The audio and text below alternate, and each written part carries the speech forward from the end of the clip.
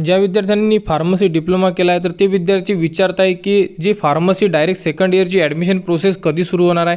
तर जी फार्मसीसाठी डायरेक्ट सेकंड इयरची जी प्रोसेस आहे म्हणजे कॅपराऊंड ॲडमिशन प्रोसेस ही येत्या काही दिवसामध्ये सुरू होणार आहे। परंतु यासाठी जे विद्यार्थ्यांना डॉक्युमेंट्स लागणार आहे तर ते डॉक्युमेंट्स विद्यार्थ्यांकडे रेडी नसते, त्यामुळे ते ॲडमिशन प्रोसेस कंप्लीट करू शकत नाही। तर विद्यार्थ्यांनी सर्व डॉक्युमेंट रेडी करून ठेवावे। तर बघा, डायरेक्ट सेकंड इयर फार्मसीसाठी जे विद्यार्थी ॲडमिशन घेणार आहे तर या व्हिडिओमध्ये सांगितलेले डॉक्युमेंट्स सर्व इम्पॉर्टंट आहे आणि सर्व डॉक्युमेंट्स तुम्हाला ॲडमिशन प्रोसेसला लागणार आहे म्हणजे कॅपराऊंड प्रोसेस 2024-25ला लागणार आहे। तर यामध्ये तुम्हाला सर्वप्रथम लागणार आहे तुमची SSCची मार्कशीट।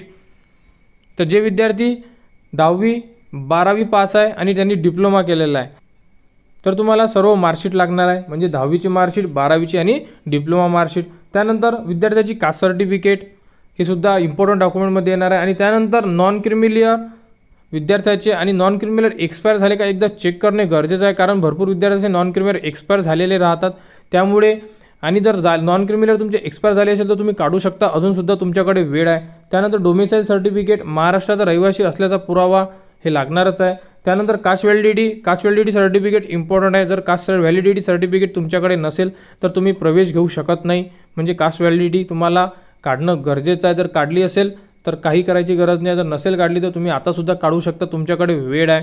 त्यानंतर तुम्हाला लागणार आहे TC ट्रान्सफर सर्टिफिकेट, म्हणजे जे तुम्ही डिप्लोमा किंवा 12वी जे की लास्ट एज्युकेशन पास केलं असेल जे तुमच्याकडे TC असेल ती TC तुम्हाला लागणार आहे। त्यानंतर रिझर्वेशन सर्टिफिकेट, तर रिझर्वेशन सर्टिफिकेट सर्वांना लागत नाही, तर ज्यांचे वडील आर्मी नेव्हीमध्ये असेल त्यांना डिफेन्स रिझर्वेशन लागू शकते। हँडिकॅप असेल कोणता विद्यार्थी, अनाथ असेल, अशा प्रकारचं रिझर्वेशन असेल तर तुम्हाला हे सर्टिफिकेट लागणार आहे। आणि त्यानंतर विद्यार्थ्याचे आधार कार्ड हे ID प्रूफसाठी लागणार आहे।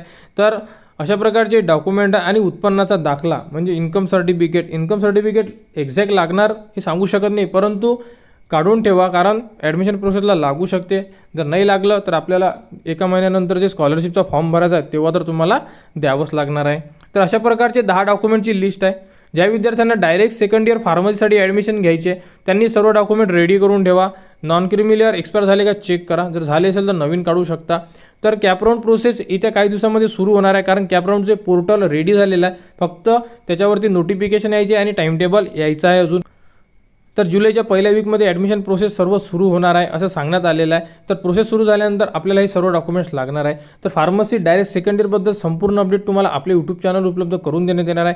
CAP round, registration, document upload, round 1, round 2 या प्रकारे सर्व अपडेट तुम्हाला आपले यूट्यूब चॅनल उपलब्ध करून देण्यात येणार आहे। त्यासाठी आपल्या चॅनलला सबस्क्राईब करावा, हा व्हिडिओ इतरांपर्यंत शेअर करा।